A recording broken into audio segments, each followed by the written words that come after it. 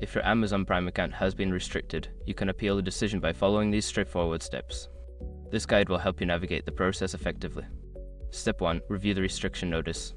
Check your email or Amazon account notifications for any messages regarding the restriction. Understand the reason provided for the restriction, as this will be crucial for your appeal. Step 2. Gather relevant information. Collect any necessary information that supports your case. This may include order details, payment confirmations, or any communication with Amazon customer service that relates to the restriction. Step 3. Contact Amazon customer service. Reach out to Amazon's customer service through their website or app. Use the chat feature or call them directly to discuss your account restriction and express your intention to appeal. Step 4. Submit a formal appeal. If advised by customer service, submit a formal appeal through the Amazon website. Provide a clear explanation of your situation, include any gathered evidence, and express your desire to resolve the issue. Step 5. Follow up. After submitting your appeal, monitor your email for a response from Amazon.